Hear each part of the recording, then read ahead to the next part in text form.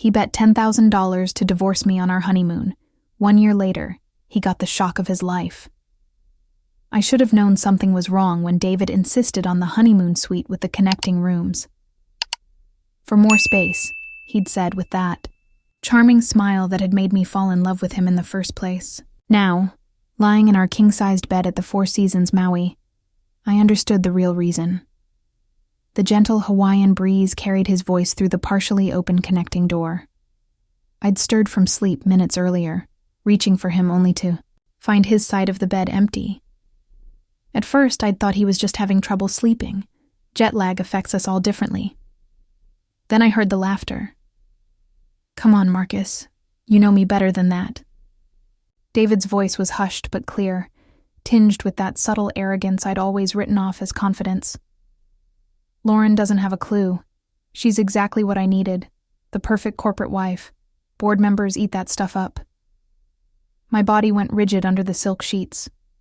Lauren. That's me. Lauren Mitchell. No, Lauren Anderson now. The brand new Mrs. Anderson. Not even 72 hours after saying I do. 10 grand says you won't last a year. Marcus's voice crackled through what I assumed was a phone speaker. David's best man, his partner at the law firm, and apparently the other party in a bet about my marriage. "Make it interesting," David replied, and I could picture him leaning back in one of the suite's plush chairs, that smug expression he got when closing a deal spreading across his face. $10,000 says I not only make it a year, but I'll have full partner status by then. Lauren's family connections alone are worth the investment. Investment. The word hit me like a physical blow. Was that all I was? A calculated move on his career chessboard? "You're on," Marcus laughed. "But when she figures out you're still sleeping with Rebecca from corporate affairs, all bets are off." Rebecca. The name sparked a memory. A tall, redhead at the firm's Christmas party. The way she'd looked at David a moment too long. I'd dismissed it then, trusting him when he said she was just an ambitious associate trying to network. What a fool I'd been. I should have screamed, should have stormed into that room and thrown my 3-carat engagement ring in his face. Should have called my father, senior partner at Mitchell & Associates, and watched David's carefully constructed career plans crumble in real time. Instead, I lay there, perfectly still, as an odd sense of calm washed over me. My heart should have been racing, but it beat steady and strong. My hands should have been shaking, but they were still. In that moment, something crystallized inside me. A diamond-hard clarity that would guide everything I did for the next year. "You're taking this pretty well," David said to Marcus. "Thought you'd give me more grief about settling down." "Please," Marcus scoffed. "We both know what this is. Besides, Lauren's not exactly the type to cause trouble. Sweet girl, but about as threatening as a golden retriever." They laughed together, and I smiled in the darkness. Let them laugh. Let them think I was harmless. After all, the best predators know how to appear perfectly domesticated until the moment they strike. I closed my eyes and began to plan. David wanted a perfect corporate wife? I'd give him one. I'd be so flawless, so utterly devoted that he'd never see me coming. Every dinner party would be immaculate. Every social interaction calculated for maximum impact. I'd help him climb so high that the fall would destroy him completely. The sun was rising over the Pacific when David finally slipped back into bed. He smelled faintly of scotch and hubris, and when he wrapped an arm around me, I forced myself to relax into his embrace. "Everything okay?" I murmured, playing the role of the drowsy, loving wife. "Perfect," he whispered back, pressing a kiss to my shoulder. "Just catching up with Marcus about some firm business. Go back to sleep, beautiful." I let my breathing even out, pretending to drift off, but my mind was racing. David had just handed me a timeline. 1 year. 365 days to orchestrate his complete destruction. The irony wasn't lost on me. He'd given me exactly what I needed to make him lose everything. As I lay there, I began mapping it out in my head, David's world was built on carefully cultivated relationships, strategic alliances, and the appearance of absolute control. I would need to understand every connection, every weakness, every pressure point. Lucky for him, he'd married a woman who'd grown up in the world of corporate law. I knew exactly how these games were played. First, I'd need to secure my own position. Father had always insisted I maintain my own accounts, just in case. He'd seen too many ugly divorces not to prepare his daughter for every contingency. Those separate accounts would prove crucial now. Then there were David's files, the ones he thought I didn't know about, stored on his personal laptop. The same laptop he'd asked me to organize his emails on last month, unknowingly giving me all his passwords. My fingers itched to start digging, but there would be time for that. Right now, my job was to play the blissfully ignorant bride. The morning light painted patterns on the wall as I mentally cataloged every person David had ever mentioned from the firm. Rebecca from corporate affairs was just the beginning. In a company that size, there had to be dozens of secrets, alliances, and potential scandals just waiting to be uncovered. And as the loving wife of a rising star, I would have access to all of them. David's breathing deepened beside me, and I allowed myself one small moment of weakness. I thought about the vows we'd exchanged just days ago, about the future I'd imagined for us. I thought about the way he'd looked at me as I walked down the aisle, wondering now if he'd been calculating the return on his investment even then. That pain, sharp and bright, I tucked away. I'd use it later, fuel for the fire I was about to light under his perfectly constructed world. But for now, I needed to focus on the first steps of my plan.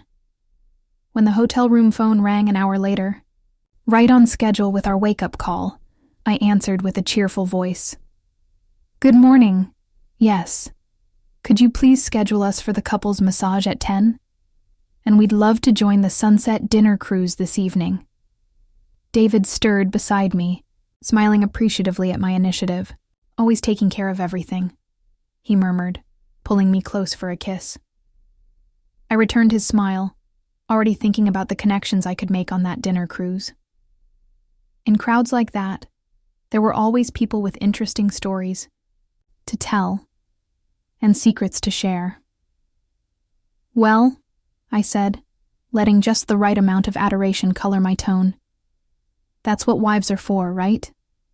He laughed, completely missing the steel behind my eyes. "I really did get lucky with you, didn't I?" "Oh, honey," I replied, thinking of the $10,000 he'd just wagered.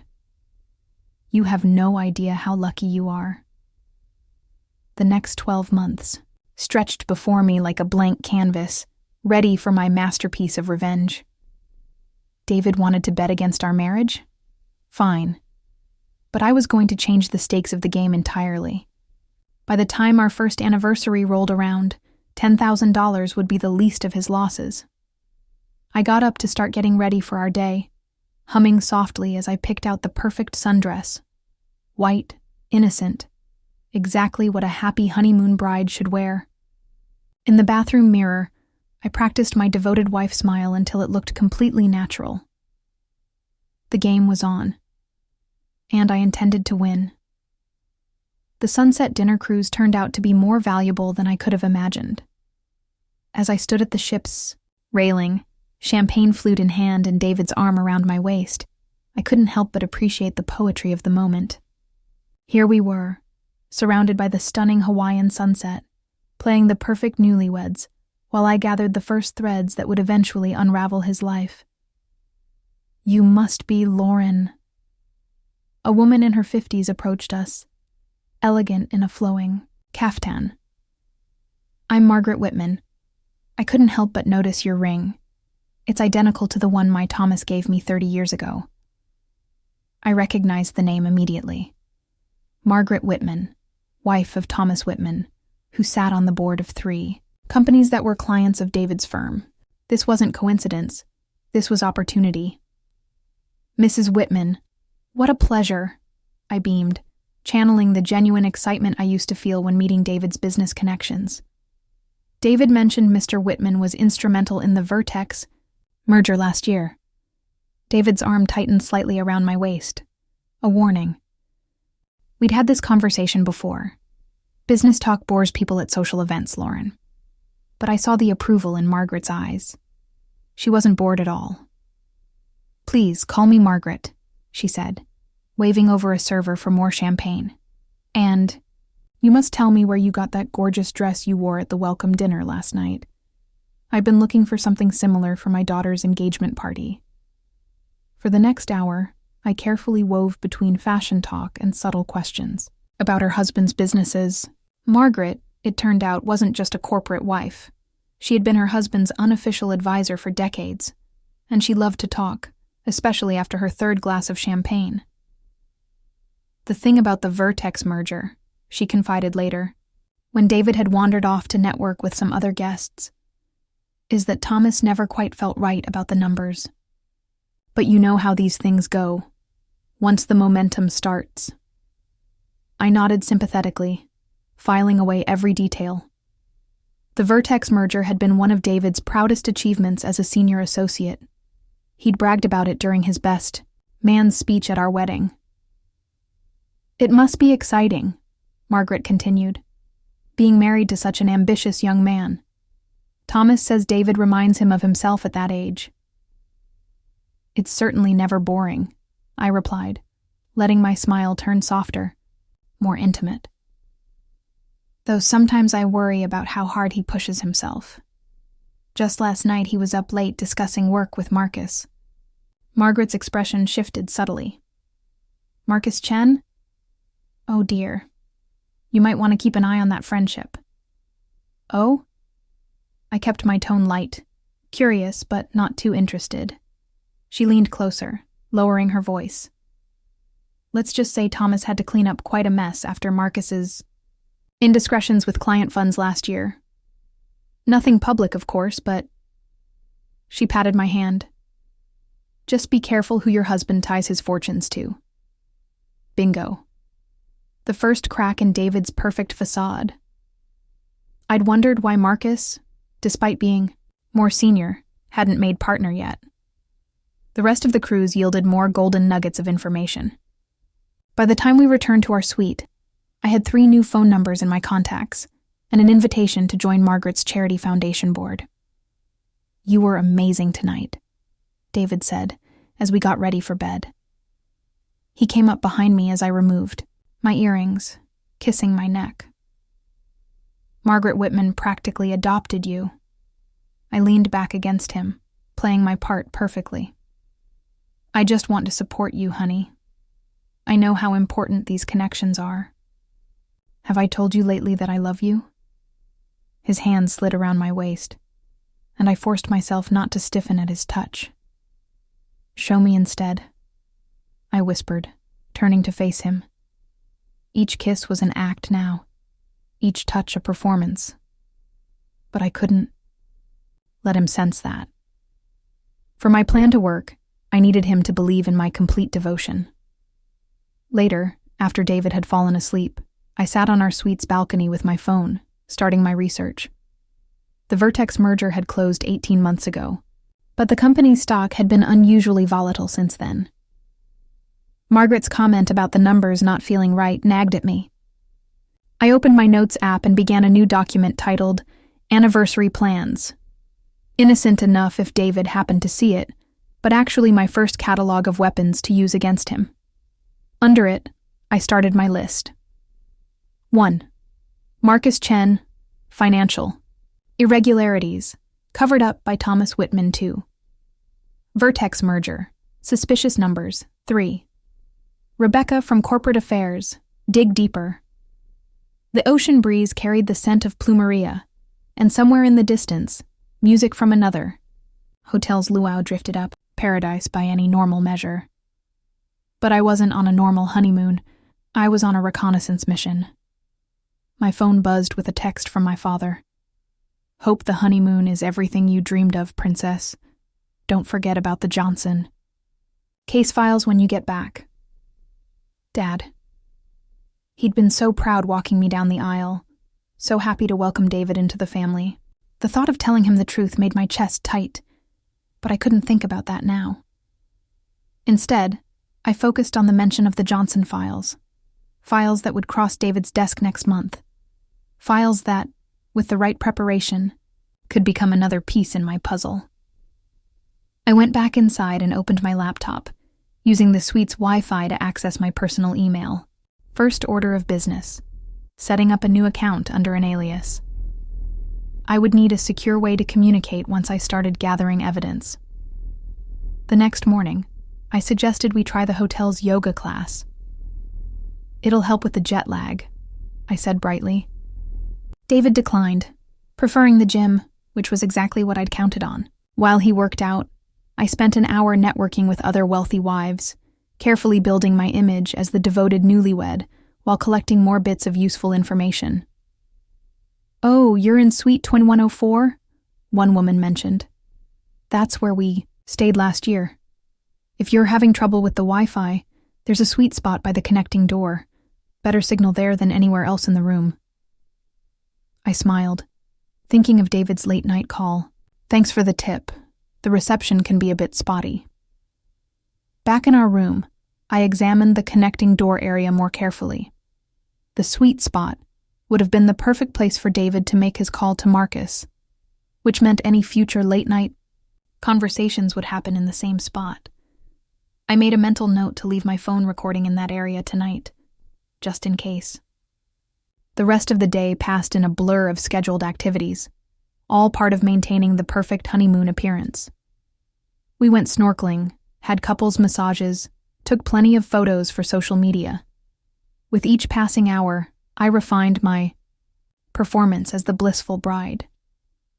That evening, at dinner, David surprised me with a gift: a delicate pearl necklace. "Because you're such a natural at all of this," he said, fastening it around my neck. "The way you handled Margaret Whitman. Today, you're exactly what I needed." Those words again, exactly what I needed. Not what he wanted, not what he loved, what he needed.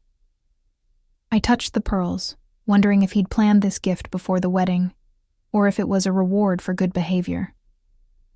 "It's beautiful," I said, blinking back tears that he would interpret as joy, but were actually anger. "I'll treasure it forever." David beamed, clearly pleased with himself.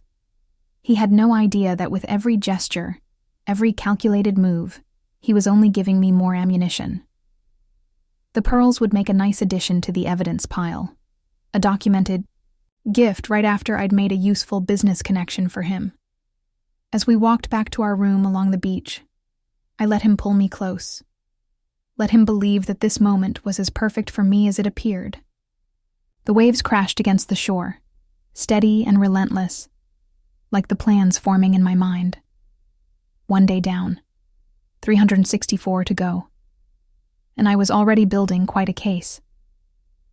That night, as I lay awake listening to David's steady breathing, I thought about the year ahead. Each day would be a careful balance, being the perfect wife while systematically dismantling his world. It would require patience, precision, and an absolute commitment to the long game. Lucky for me, I'd always been good at playing the long game, and David had just given me all the motivation I needed to play it perfectly. Home. The word felt different now as we pulled up to our Boston brownstone. David carried our bags inside while I paused on the front steps, looking at the elegant facade we'd chosen together. 6 months ago, when we'd bought this place, I'd imagined years of happiness here. Dinner parties, maybe children someday, a life built on love and trust. Now I saw it for what it really was. Ground zero for David's destruction.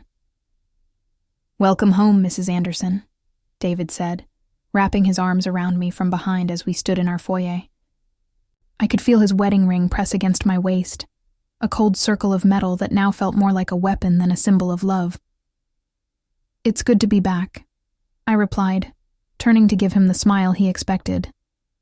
"Though I already miss Hawaii." "Back to reality tomorrow," he sighed, checking his phone. Marcus texted, There's a partners meeting first thing in the morning. I kept my expression neutral at the mention of Marcus's name. Then we should probably get some rest. I'll unpack while you review your emails. David kissed my forehead. What did I do to deserve such an understanding wife? You don't deserve me at all, I thought. But I just smiled and headed upstairs with our suitcases. Once in our bedroom, I began the careful process of unpacking. Everything in its place, just as David liked it. But as I hung up his suits, I slipped a small voice recorder into the pocket of his favorite jacket, the one he always wore to important meetings. A wedding gift from my cousin in the electronics business, officially for recording special moments. If only David knew what moments I planned to capture. My phone buzzed with a text from Margaret Whitman. Lauren, darling, just heard you're back. Lunch this week? The foundation board would love to meet you. Perfect. I'd planted those seeds well in Hawaii, and now they were already bearing fruit. I'd love to, I texted back. Just let me know when and where. The next morning, I woke up early to make David's favorite breakfast, Eggs Benedict with smoked salmon. As he ate, I casually mentioned, I was thinking of redecorating your home office. A surprise while you're at work. He looked up, surprised. You don't have to do that. I want to, I insisted. You work so hard. You deserve a proper space. What I didn't mention was that redecorating would give me the perfect excuse to go through every drawer, every file, while appearing to be the dutiful wife. You're amazing, he said, checking his watch. I've got to run. That partners meeting. Dinner at 7? Of course. Good luck today, honey. The moment I heard his car pull away, I sprung into action. First stop, his home office. I already had his laptop password from before the wedding, but I needed to work quickly. I plugged in a USB drive and started copying files while I searched the room systematically. In his desk drawer, I found a burner phone. Interesting. The call log showed frequent contacts with both Marcus and Rebecca from corporate affairs. I photographed the numbers, then carefully replaced everything exactly as I'd found it. My own phone rang, my father. Princess, how was the honeymoon? I swallowed hard. It was perfect, Dad. Everything I dreamed of. The lie tasted bitter. Listen, about those Johnson files. There's something odd in the numbers. I was hoping you could take a look. Your eye for detail. Of course, I said, an idea forming. Why don't I stop by the office today, for old time's sake? Dad chuckled. You're supposed to be enjoying married life, not doing my job. I can do both, I assured him, already planning how to use this opportunity. At Mitchell & Associates, everything looked exactly as it had before the wedding. My father's secretary greeted me warmly, and for a moment, I felt a pang of nostalgia for my days working here during law school. If things had been different, I might have joined the family firm instead of pursuing my PhD in corporate finance. Lauren! My father emerged from his office, arms wide. You look radiant. Marriage suits you. If he only knew. We spent an hour going over the Johnson files. As we worked, I casually mentioned the Vertex merger. David's so proud of that deal, though I heard there were some concerns about the numbers. Dad frowned. Where did you hear that? Oh, just something someone mentioned at a party, I said lightly. Probably nothing. But I saw the flash of recognition in his eyes. He knew something. Lauren, he said carefully. Some deals. It's better not to look too closely. Of course. I agreed, but I'd seen enough in his expression to know I was on the right track. That afternoon, I met my best friend Rachel for coffee. I needed someone to confide in, and as a cybersecurity expert, she might be useful. You're different, she said the moment she saw me. What happened? I looked around the cafe to ensure we were alone, then told her everything. The phone call, the bet, my plans. Holy shit, she breathed when I finished. I'll help, whatever you need. I need to access his work email without leaving traces, I said, and I need to know everything about digital forensics. Rachel's eyes gleamed. When do we start? By the time I prepared dinner that evening, David's favorite pasta, of course, I had laid the groundwork for 3 different angles of attack. The voice recorder was in place. Rachel was working on the email access, and I had a lunch date with Margaret Whitman where I'd learn more about the Vertex merger. David came home looking tired, but pleased. The partners loved the ideas I presented, he said, loosening his tie. Marcus thinks I might make partner ahead of schedule. That's wonderful, I exclaimed, setting his plate down. Tell me everything.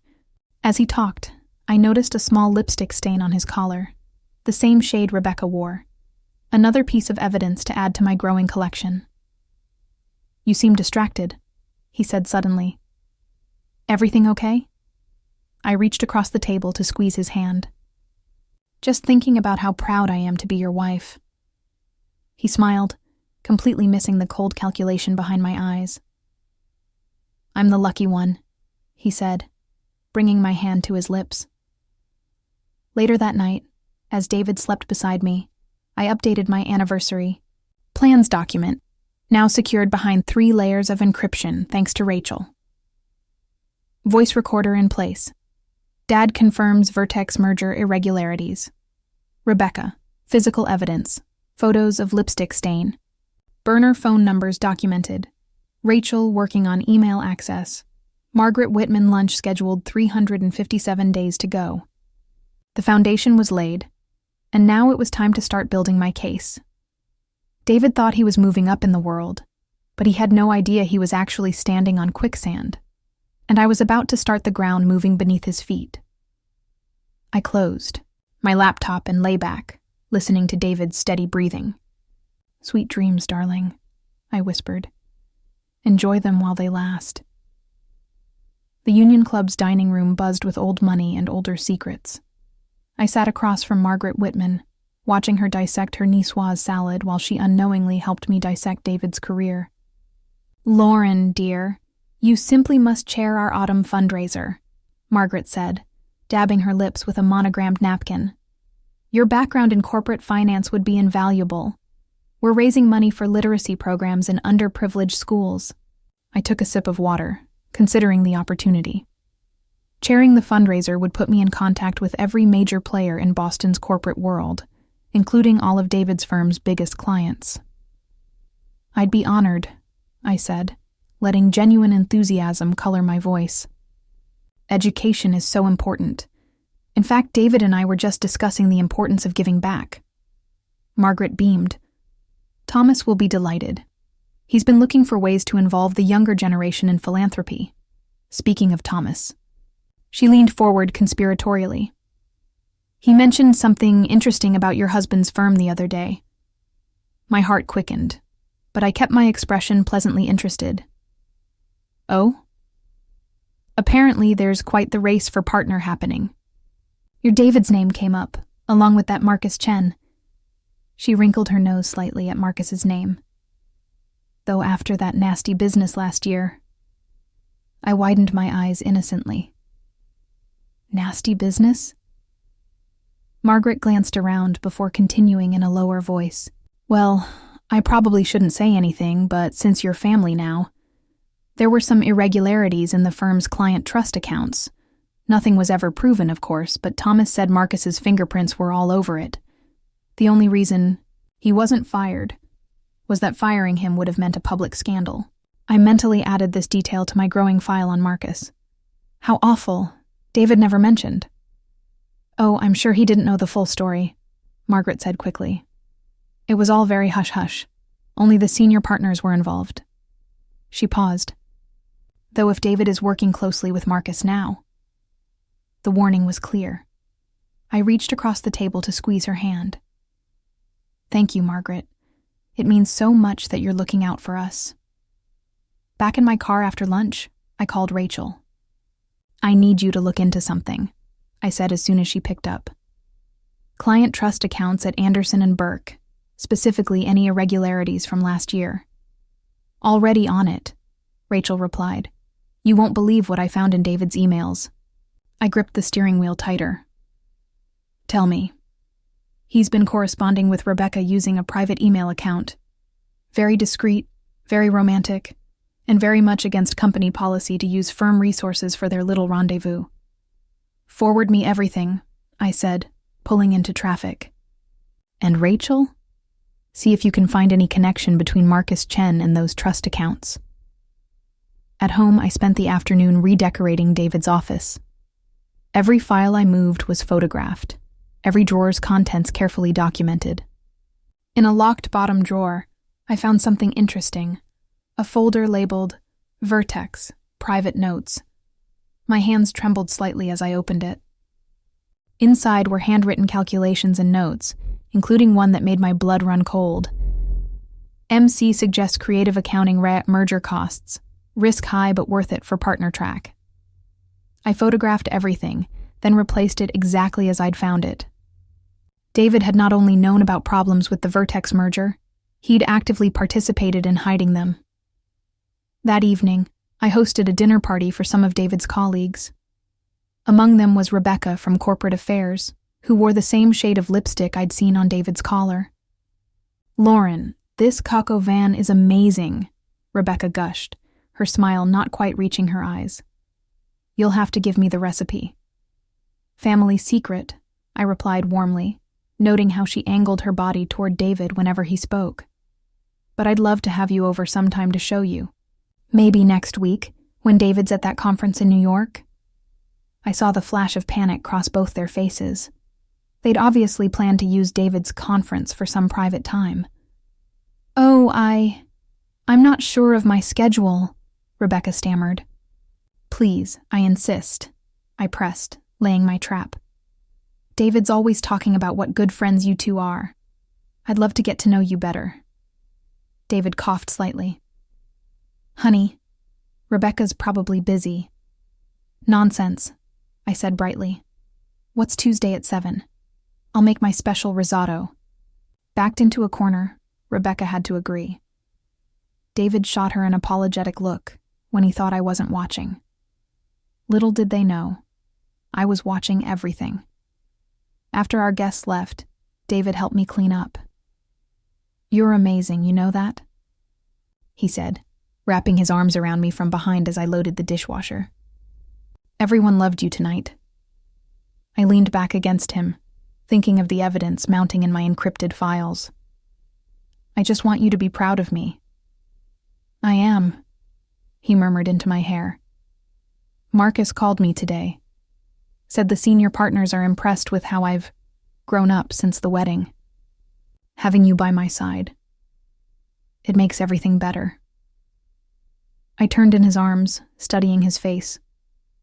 Did he feel any guilt at all? Any remorse for betting against our marriage, for sleeping with Rebecca, for his part in the Vertex fraud? I'd do anything for you, I said. And it wasn't even a lie. He just didn't understand what that anything would entail. Later that night, I updated my files. The pieces were falling into place. Marcus's trust account scandal, possible leverage. David's involvement in Vertex fraud, documented. Rebecca liaison, scheduled to disrupt. Client access through charity board, in progress. I also had a new email from Rachel. Found something big in Marcus's financial records. Call me ASAP. 342 days until our anniversary. David thought he was betting on our marriage failing, but I was playing a much bigger game. By the time I was done, a failed marriage would be the least of his concerns. I closed my laptop and slipped into bed beside my sleeping husband. In the darkness, I allowed myself a small smile. The stage was set, the players were in position, and now it was time for the real performance to begin. Sweet dreams, darling, I whispered to David's sleeping form. Tomorrow's going to be a very interesting day. Marcus Chen has been embezzling money for years, Rachel said, spreading printouts across my kitchen counter. And not just from client trust accounts. He's been skimming from the firm's operating expenses, hiding it in a complex web of fake vendors. I studied the documents while sipping my morning coffee. David had left early for a breakfast meeting with Rebecca, according to the text messages Rachel had intercepted. Their predictability made my job almost too easy. "How much are we talking about?" I asked, examining a particularly suspicious invoice. "At least $2 million over the past 3 years. Rachel pointed to a series of transactions. "See these payments to Global Consulting Solutions? It's a shell company. Guess who owns it? Marcus? Better, his wife." I sat back, letting this sink in. Does David know? Based on the email trails? No. Marcus kept this separate from the Vertex deal. Rachel hesitated. "But Lauren, if we expose this, it won't just hurt Marcus. The whole firm could face an investigation." "Perfect." I smiled, remembering David's smug voice making that bet. "That's exactly what I want." I spent the morning preparing for my lunch with Thomas Whitman, a meeting Margaret had arranged under the pretense of discussing the charity fundraiser. In reality, it was my chance to plant the first real seed of destruction. The Oak Room at the Boston Harbor Hotel radiated old-world power. Thomas Whitman stood as I approached his table, every inch the distinguished senior partner in his bespoke suit. "Lauren, Margaret can't stop talking about you." He held my chair as I sat. "She says you're exactly what our foundation board needs." "That's so kind of her." I smoothed my skirt. Chanel, the perfect corporate wife uniform. Though I have to admit, I'm a bit nervous about taking on such responsibility. Nonsense. With your background in corporate finance and your father's reputation. He paused as the waiter brought our drinks. "How is Robert? We missed him at the last partners' retreat." "Dad's good, though." I let my voice trail off, concern creasing my brow. "Something wrong?" I bit my lip, the picture of worried, daughterly devotion. "It's probably nothing. Just something odd he noticed in some recent files. Actually," I leaned forward slightly. "Maybe you could help me understand something about client trust accounts?" Thomas's expression flickered. "Oh?" "It's just, I was reviewing some documents for Dad, and I noticed some unusual patterns in the reporting structure, particularly in relation to operating expenses and vendor payments." I watched his face carefully as understanding dawned. He set down his fork. "Lauren, what exactly are you asking?" "I'm not asking anything," I said innocently. "I just want to make sure I understand how these systems work. Especially now that I'm married to David. He works so closely with Marcus Chen, and after what happened last year." Thomas went very still. "What do you know about last year?" I widened my eyes. "Only what people have mentioned in passing." "But Mr. Whitman?" I pulled out my phone and showed him one of Rachel's documents. "Does this look normal to you?" He studied the screen, his face growing pale. "Where did you get this?" "Oh, it was in with the Johnson files. I assume it got mixed in by mistake." I pulled the phone back. "I'm sure it's nothing to worry about. Though, if someone were to look more closely at the firm's vendor payment history..." "Lauren," Thomas's voice was quiet but intense. "Do you understand what you're implying?" I let my mask slip just slightly, showing him a glimpse of steel beneath the perfect wife exterior. "I understand exactly what I'm implying, Mr. Whitman. The question is, do you understand what's at stake?" The rest of lunch was a masterclass in unspoken negotiations. By the time we finished our coffee, Thomas Whitman knew 3 things. I had evidence of Marcus's embezzlement. I knew about the cover-up, and I was not someone to be underestimated. "I'll look into those irregularities," he said as we parted. "And Lauren, the foundation board position is yours." "Thank you, Mr. Whitman. I'm sure we'll do great things together." Back home, I had barely finished updating my files when David called. "The strangest thing just happened," he said, sounding shaken. "Marcus Got called into a private meeting with the senior partners. He came out looking like he'd seen a ghost. Oh no, I gasped, already imagining the scene. Is everything okay? I don't know. But Thomas Whitman asked to see me tomorrow morning. I'm sure it's nothing to worry about, I soothed, even as I smiled at my reflection in the kitchen window. Maybe it's good news about the partner track. Maybe, David said, not sounding convinced. Listen, I might be late tonight. I need to review some files. The Vertex merger documents? I asked innocently. A pause. How did you know? Just a guess. You mentioned it was a big case. I kept my voice light. Don't work too hard, honey. I'll keep dinner warm for you. After hanging up, I texted Rachel. It's starting. Watch the firm's network tonight. David will be looking for anything connected to Vertex or Marcus. Her reply came quickly. Already on it. BTW. Found something interesting in Rebecca's emails. Call me. I was about to reply when I got another text, this one from Margaret Whitman. Thomas told me what happened at lunch. Smart girl. Let's have tea tomorrow. Just us girls. I smiled, adding these developments to my mental chessboard. David was presumably with Rebecca right now, panicking about tomorrow's meeting. Marcus was probably destroying evidence. And Thomas Whitman was realizing that his cozy world of corporate secrets wasn't as secure as he'd thought. 328 days until our anniversary. The first blood had been drawn, and now the real game could begin. I spent the evening preparing a perfect dinner that I knew David wouldn't be home to eat. Instead, I used the time to go through more of Rachel's findings, building my case piece by piece. The voice recorder in David's jacket had picked up some interesting conversations about the Vertex deal, conversations that would prove very useful in the coming days. When David finally came home after midnight, he looked exhausted and worried. I was waiting up, wearing the silk robe he'd bought me for our honeymoon.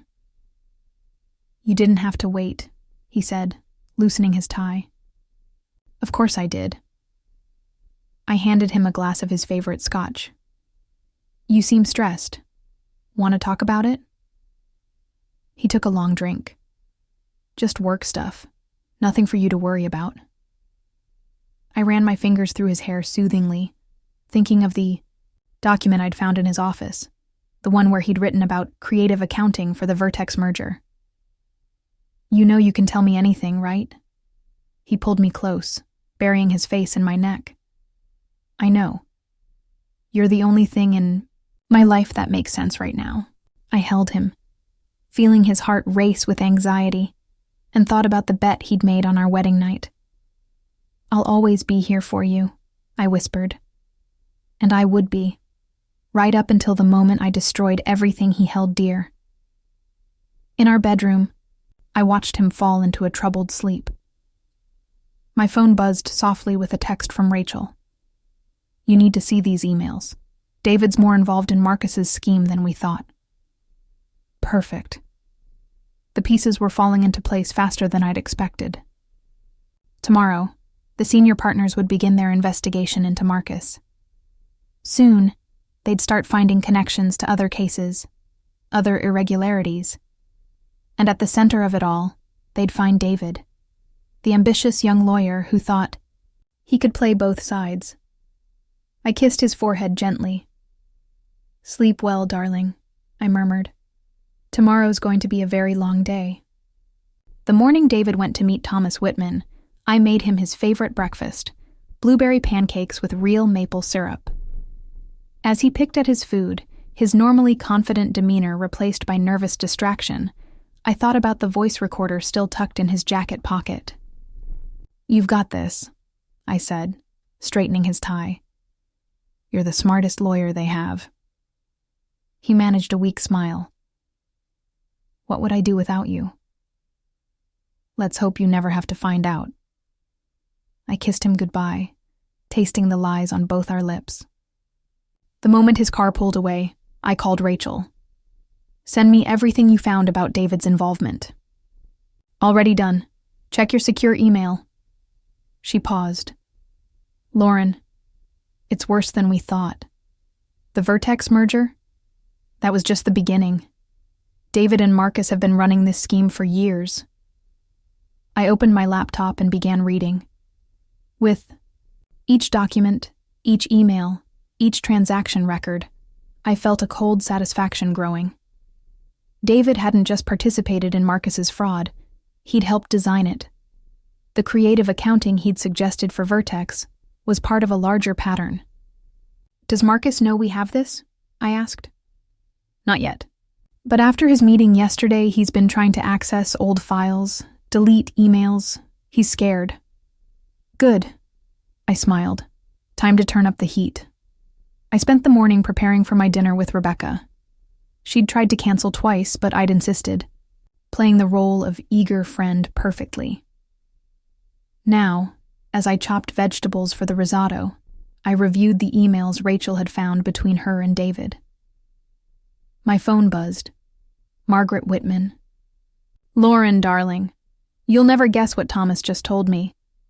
Marcus Chen is being put on administrative leave. I gasped appropriately. No, what happened? Some sort of financial irregularity. Thomas is furious.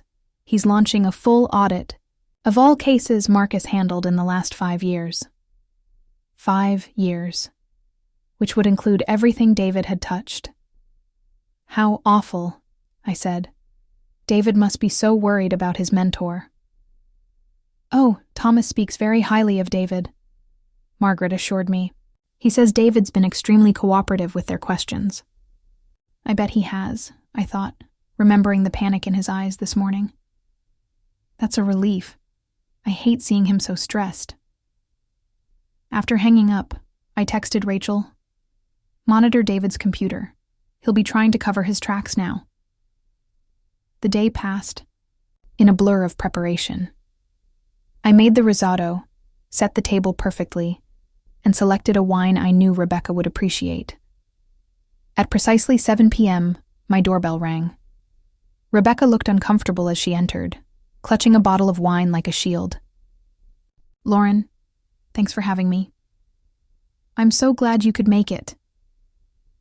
I guided her to the kitchen, noting her nervous glances around the house, looking for signs of David, no doubt. "Wine?"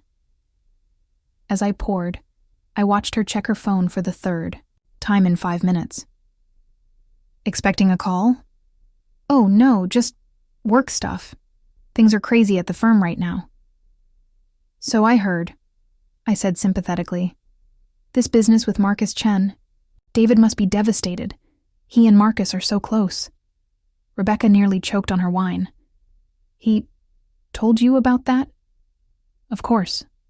I stirred the risotto. "David tells me everything. Well, almost everything." Her face paled slightly. "What do you mean?" I let the silence stretch for a moment, enjoying her discomfort. "Well, for instance..." I pulled out my phone and showed her a photo. Her and David, entering a hotel last week. "He didn't tell me about this." The wine glass slipped from her hand, shattering on my imported tiles. "Lauren, Careful," I said softly. "You don't want to cut yourself." As I helped her clean up the glass, I could see her mind racing, trying to figure out how much I knew, what I planned to do. "It's not what you think," she started. "No?" I showed her another photo, them kissing in his car. "Then what is it, exactly?" Tears filled her eyes. "We never wanted to hurt you." "Of course not." I touched her arm gently. "Just like you never meant to send those emails about the Vertex merger from your work account." She froze. "What?" "You know, the ones where you helped David and Marcus hide the accounting discrepancies? Very helpful of you, by the way.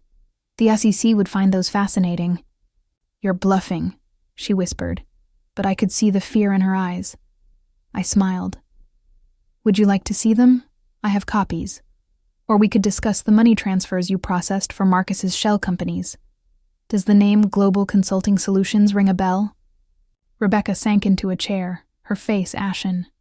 What do you want? Want? I don't want anything. I served the risotto as if we were just having a friendly dinner. I just thought you should know that I know. Everything. And that if anything happens, to upset David in the coming weeks, if, for instance, he learns that his affair has been exposed, those emails might find their way to some very interested parties. You're destroying his career, she whispered. No, Rebecca. He did that himself. I took a bite of risotto. This is delicious, by the way. You should try some. After she left, looking shell-shocked and tearful, I updated my files. Rebecca would run straight to David, of course. He would panic, try to damage control, and every move he made would only dig him deeper. My phone buzzed with a text from Rachel. David's trying to access old email archives. Want me to let him find anything specific? I thought about it. Show him just enough to scare him. Make him think Marcus might have evidence against him. Around midnight, David finally came home. He looked terrible. Tie loosened, hair messy, from running his hands through it too many times. How was your day? I asked, curled up on the sofa with a book. Fine, just fine. He poured himself a large scotch. The partners are asking a lot of questions about old cases. Standard procedure, they say. I set down my book. You seem worried. It's nothing. He downed the scotch. Just work stress. David. I moved to stand behind him, massaging his tense shoulders. You know you can trust me, right? With anything? He leaned back into my touch, and I felt him trembling slightly. I know. You're the only one I can trust right now. If he only knew. Later, in bed, I listened to him toss and turn, knowing he was thinking about Marcus, about Rebecca, about all the secrets he thought were safely buried. My phone lit up with a text from Margaret. Thomas says the audit is turning up some very interesting things. Lunch tomorrow? 314 days until our anniversary. David's world was starting to crumble, and he didn't even realize that his perfect, supportive wife was the one holding the sledgehammer. I turned over, pressing a soft kiss to his cheek. Try to sleep, darling, I whispered. Everything looks better in the morning. But for David Anderson, things would never look better again. The Autumn Charity Gala was in full swing at the Boston Museum of Fine Arts when I saw David's world start to truly collapse. As chair of the event, I'd arranged everything perfectly, from the champagne selection to the strategic placement of key players at each table. David stood across the room, trying to maintain his usual confident smile, while Thomas Whitman introduced him to the SEC commissioner. You've outdone yourself, Margaret whispered, appearing at my elbow with a fresh glass of champagne. Thomas says David looked like he was about to faint when he saw who was attending. I accepted the champagne with a gracious smile. Well, we want to show the firm's commitment to transparency and good governance, don't we? The SEC commissioner's presence wasn't a coincidence. An anonymous tip, courtesy of Rachel, had sparked their interest in the firm's handling of the Vertex merger. The commissioner's appearance tonight was both a power play and a message. They were watching.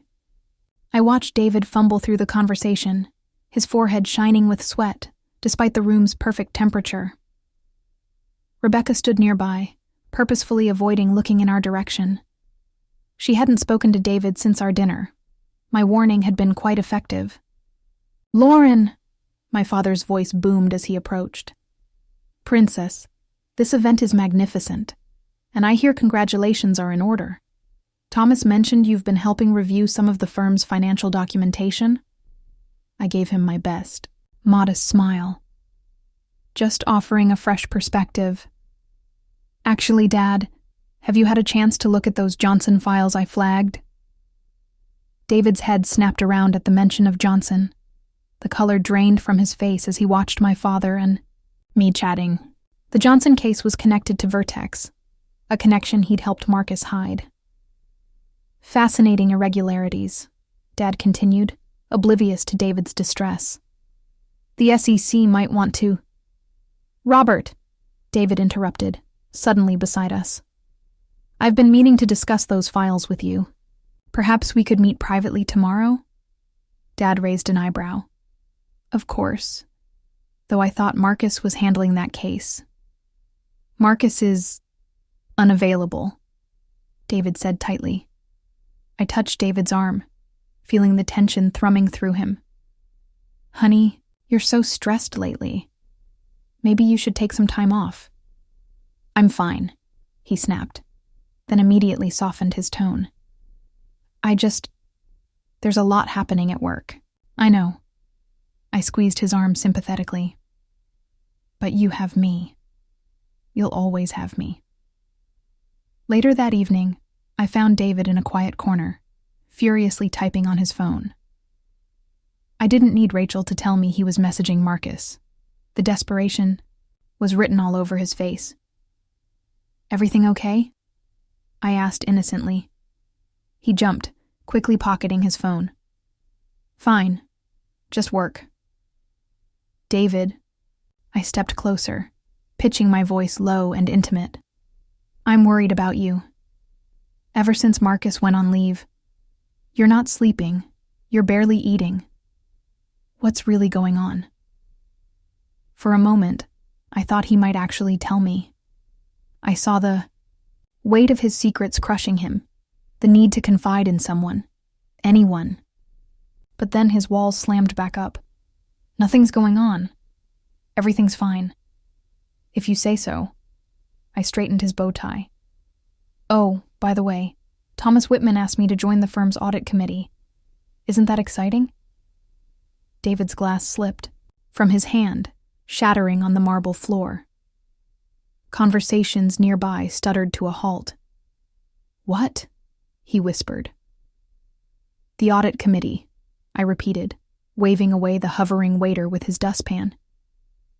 Thomas says my financial background will be invaluable, especially with all these old cases being reviewed. I watched the implications sink in. His wife, the woman he'd betrayed, the woman he'd bet against, would now have access to every financial document, every transaction, every hidden secret at the firm. You can't, he stammered. Why not? I kept my voice light, but let a hint of steel show through. Don't you trust me, David? Before he could answer, Margaret called me away to meet some donors. I left him standing there, surrounded by broken glass, a fitting metaphor for his life. That night, as we drove home in silence, I could feel him unraveling beside me. His phone buzzed constantly. Marcus, probably, or maybe Rebecca. He ignored them all. The SEC commissioner seemed interested in the firm, I mentioned casually. David's hands tightened on the steering wheel. It's nothing. Standard industry oversight. I gazed out the window. Did you know the Johnson case files showed direct links to Vertex? Dad was telling me the transaction patterns were almost identical. The car swerved slightly. Careful, honey, I said softly. These roads can be treacherous at night. At home, I went through my usual bedtime routine while David paced in his office, making hushed phone calls. Rachel had already sent me transcripts of his desperate messages to Marcus. They're going to find everything. What do we do? My wife is on the audit committee. I smiled as I applied my night cream, remembering the bet that had started all this. $10,000 that our marriage wouldn't last a year. Now, with 300 days left, David was facing not just a failed marriage, but federal investigation, professional ruin, and possible criminal charges. My phone lit up with a text from Thomas Whitman. SEC requesting formal investigation. Board meeting tomorrow, 9 a.m. Perfect. I slipped into bed just as David finally emerged from his office, looking haunted. He practically fell onto the mattress, exhausted and defeated. David? I propped myself up on one elbow. No matter what happens. You know I love you, right? He turned to me. and in the darkness, I saw tears in his eyes. "I don't deserve you," he whispered. "No," I agreed silently as I held him. "You really don't." 300 days until our anniversary. David's carefully constructed life was unraveling thread by thread, and he still had no idea that his greatest threat was lying right beside him, playing the role of devoted wife while systematically destroying everything he held dear. I pressed a kiss to his temple as he finally fell into an uneasy sleep. Tomorrow would bring the SEC investigation, the board meeting, the audit committee appointment. David thought today was bad. He had no idea what was coming next. The morning of the board meeting, I woke to find David's side of the bed empty. His laptop was open on the kitchen counter. Coffee gone cold beside it. He'd been up all night, desperately trying to cover his tracks. Too late. "David?" I called out, playing the role of concerned wife. I found him in his home office, surrounded by scattered papers, his usually immaculate hair disheveled. "I can't find it," he muttered, rifling through another stack of documents. "The original Vertex paperwork. It has to be here somewhere." I knew exactly where it was, safely stored in my encrypted files, along with all his other secrets. "Can I help you look?" He jumped at my voice, quickly gathering the papers. No, thank you. It's probably at the office." I stepped closer, noting the tremor in his hands. "David, you're scaring me. What's really going on?" For a moment, his mask slipped.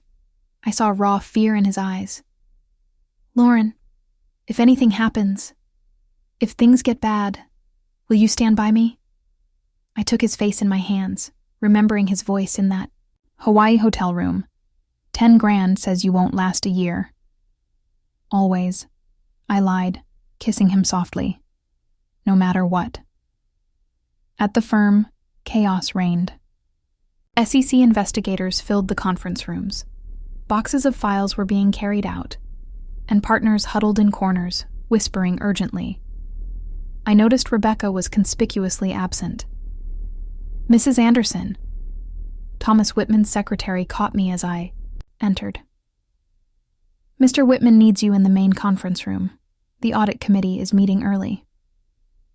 David grabbed my arm. "Lauren, wait. I can't keep them waiting, honey." I squeezed his hand. "I'm sure everything will be fine." In the conference room, Thomas Whitman sat with the other board members and 2 SEC investigators. The evidence Rachel and I had carefully compiled lay spread across the table. "Lauren, thank you for joining us," Thomas said gravely.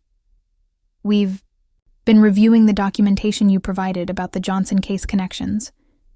I took my seat, the picture of professional concern. I hope I haven't overstepped. When Dad mentioned the similarities to Vertex, I felt obligated to dig deeper. "You did exactly right," one of the SEC investigators assured me. "These patterns would have been much harder to trace without your analysis." My phone buzzed. A text from Rachel. "David's trying to access the firm's backup servers. Want me to let him?" I replied with a simple, "Yes." Let him dig his grave deeper. The meeting lasted 3 hours. By the end, the scope of the investigation had expanded to include every major case Marcus and David had touched in the past 5 years. As we filed out, I heard Thomas on the phone with the firm's crisis management team. I found David in his office, practically vibrating with anxiety. "How was the meeting?" he asked, trying to sound casual. "Intense," I said, perching on his desk. "They're very interested in the connection between Johnson and Vertex. Apparently there's evidence of similar patterns in other cases too." He loosened his tie, struggling to breathe. "Lauren, there's something I need to tell you." Before he could continue, his phone rang. Marcus's name flashing on the screen. David stared at it, paralyzed. "Aren't you going to answer that?" I asked innocently. The phone kept ringing. Finally, David rejected the call. "It's nothing. Just Marcus Chen?" I finished for him. "He's been calling you a lot lately." David's head snapped up. How do you know that? I let my expression turn worried. David, people talk. They say Marcus is cooperating with the investigation. That he's offering evidence against other people. The color drained from his face. What kind of evidence? I don't know the details. I stood, smoothing my skirt. But the SEC seems very interested in some offshore accounts. Something about creative accounting? David stumbled to his chair, collapsing into it. I watched him, process the implications. Marcus turning on him, the SEC closing in, his wife on the audit committee discovering everything. My phone buzzed again. Rachel. You need to see this email. David tried to transfer files to a private server. Very incriminating. Perfect. I should get back to the audit committee, I said, leaning down to kiss his cheek. Try not to worry too much, honey. I'm sure it will all work out. As I turned to leave, David caught my hand. Lauren, when did you first start looking into the Johnson case? I met his gaze steadily. Why does that matter? Just curious. I smiled, letting him see just a hint of what lay beneath my perfect wife facade. About the same time I started wondering why my husband was up late at night in Hawaii, making bets about our marriage. The blood drained from his face. What? See you at home, darling, I said sweetly, leaving him frozen in his chair. That evening, David didn't come home. Rachel tracked his phone to a bar downtown, where security cameras showed him drinking with Marcus. I could imagine their desperate conversation, trying to figure out how it had all gone so wrong. I spent the evening updating my files and preparing for the next phase. The SEC had everything they needed now. The only question was whether David would try to save himself by turning on Marcus first. My phone lit up with a call from Margaret Whitman.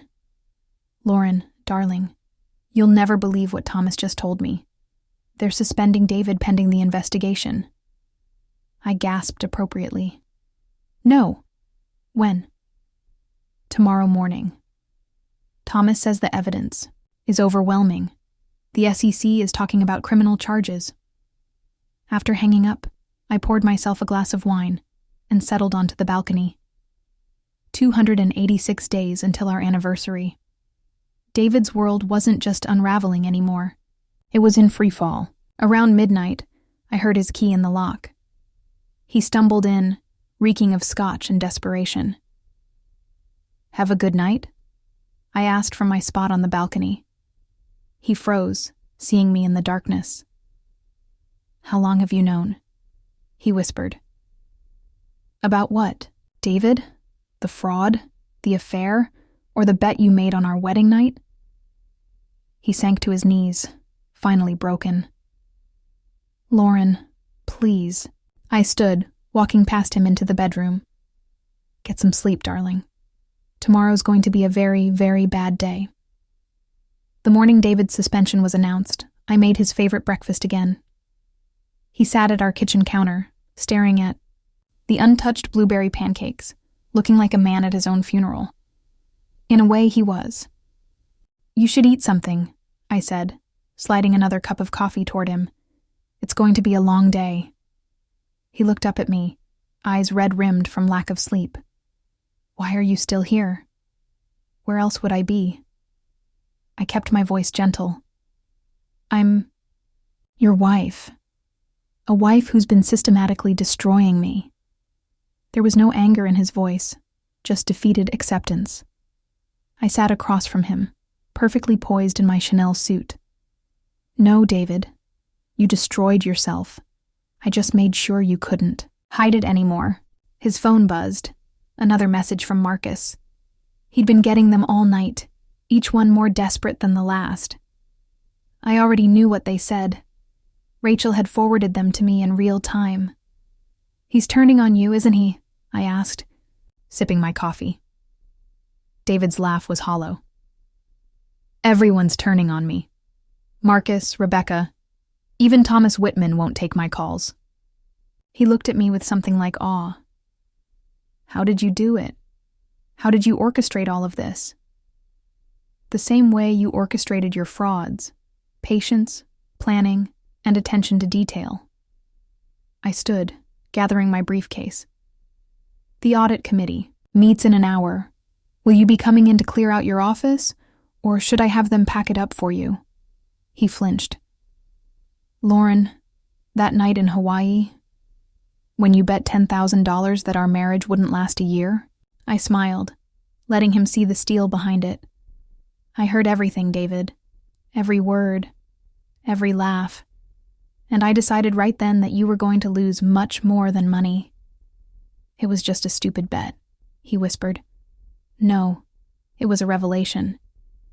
I checked my lipstick in a compact mirror. It showed me exactly who you were, a man who would bet against his own marriage, cheat on his wife, and commit fraud for his own gain. So I decided to become exactly what you wanted, the perfect corporate wife, the one who would help you climb so high that the fall would destroy you completely. The SEC investigation was inevitable once I started leaving breadcrumbs for them to follow. The Johnson case connection to Vertex was particularly helpful. Dad always taught me to keep thorough records. His phone buzzed again. This time, it was Rebecca. You should answer that, I suggested. She's probably calling to tell you she's accepted the immunity deal. His head snapped up. What? Oh, didn't you know? The SEC offered her immunity in exchange for testimony. After our little dinner chat, she was quite eager to cooperate. I checked my watch. The formal announcement should be coming any minute now.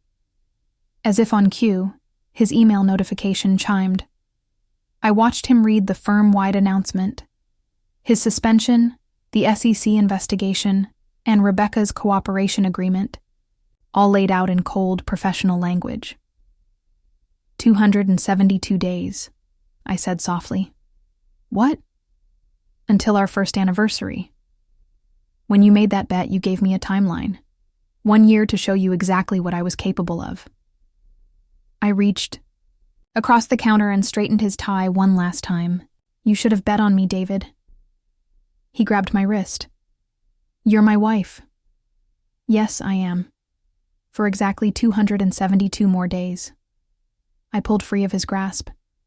And I'm late for the audit committee meeting where we'll be reviewing every case you've touched in the past 5 years. The SEC is particularly interested in those offshore accounts Marcus set up. I'll lose everything, he said, his voice breaking. That's the point. I picked up my briefcase. The criminal charges will probably be announced next week. Margaret Whitman told me the FBI is getting involved now too. Apparently, wire fraud across state lines is a serious federal offense. David slumped in his chair, utterly defeated. What do you want from me? I already have everything I want. I walked to the door, then turned back. Oh, and David? Marcus called me last night. He wanted to know if I'd be interested in making a bet of my own. His face went pale. What kind of bet? $10,000 says you'll be in jail before our first anniversary. I smiled. I took the bet. And unlike you, I played a win. As I walked out of our house, my phone buzzed with a text from Rachel. David's trying to access his encrypted files. Want me to let him find anything specific? I thought about the voice recordings, the emails, the damning evidence I'd collected over months. Show him everything, I replied. It's time he understood exactly who he was dealing with. At the office, the audit committee was waiting. Thomas Whitman looked grim as he handed me a thick folder of new evidence. Lauren, I don't know how to tell you this, but the offshore accounts, the wire fraud, the systematic corruption of client trust funds, I opened the folder calmly. Yes, I know all about it. Shall we begin?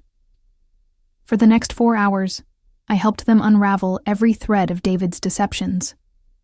Each document I explained, each connection I revealed was another nail in his professional coffin. By the end, even Thomas Whitman looked shaken. I never would have believed it. he said, shaking his head. David seemed so perfect, I suggested. Yes, that was rather the point. My phone lit up with a message from our home security system. David was packing a bag. Running, probably. But it was too late for that. The FBI had been watching him since breakfast. I thought about that night in Hawaii, about the sound of his laughter as he bet against our future. He'd thought I was sleeping, thought I was harmless, thought I would never know. 272 days until our anniversary. But David wouldn't make it that long. His world was already over. He just didn't know it yet. Exactly. 1 year after our wedding night, I sat in the visitor's room of the Metropolitan Detention Center, wearing the same white dress I'd worn in Hawaii. David looked small in his orange jumpsuit, the past 3 months of incarceration having stripped away every trace of the confident lawyer I'd married. "Happy anniversary," I said, placing my hands on the table between us. My wedding ring caught the fluorescent light, a final twist of the knife. "Why are you here?" His voice was hoarse, defeated. The man who'd once bet against our marriage with such smug certainty was gone, replaced by someone who finally understood the magnitude of his mistake. To collect on a bet. I opened my designer handbag and pulled out a check for $10,000. "Marcus paid up this morning. He said to tell you he's enjoying his immunity deal." David stared at the check, understanding dawning in his hollow eyes. "You bet with Marcus that I'd be in jail by our anniversary. And like everything else this year, I won." I smiled, the mask of perfect wife finally unnecessary. "Though I have to admit, you almost made it too easy. Your arrogance, your sloppiness with the evidence, your absolute certainty that your wife was too naive to see through you." "Is that why you're really here?" he asked. "To gloat?" "No." I leaned forward. "I'm here to tell you a story about a night in Hawaii when a bride lay awake, listening to her new husband bet against their marriage.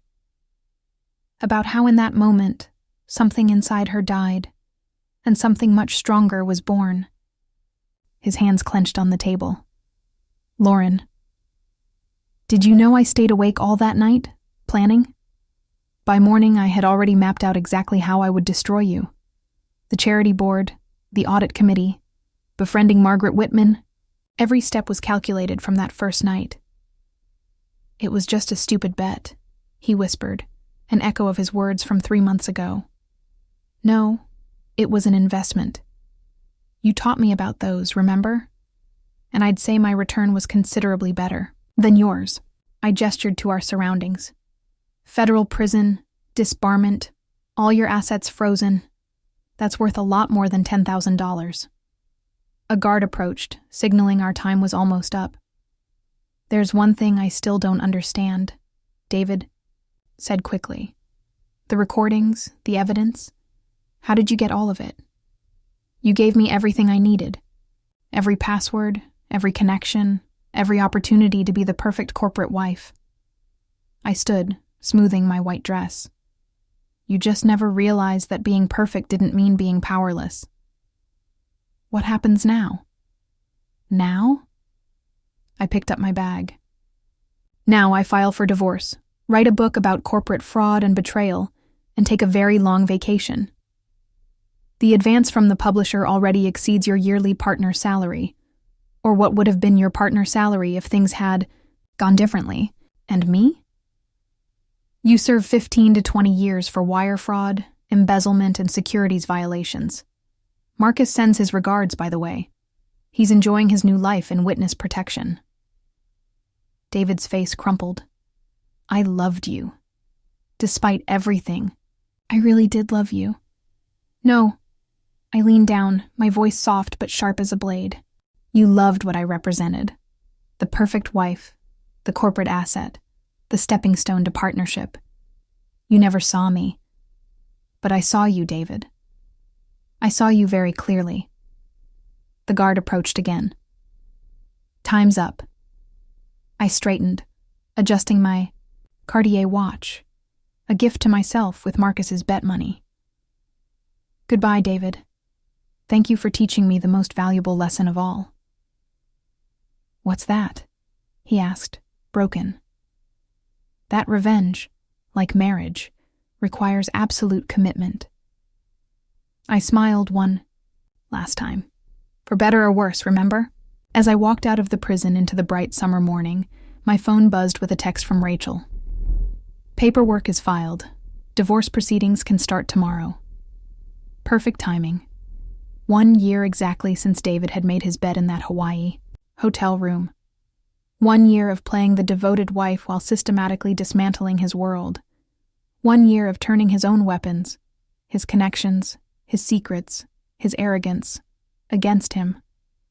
I got into my car and opened my calendar, deleting the countdown I'd kept for 365 days. The game was over. Every piece had fallen exactly where I'd planned. Every move had played out perfectly. My phone rang. Margaret Whitman. Lauren, darling, I just heard the publishing deal went through. We simply must celebrate. Thomas and I are hosting a small dinner tonight. I smiled as I drove away from the prison. David had bet that our marriage wouldn't last a year, never realizing that its ending would be the least of his losses.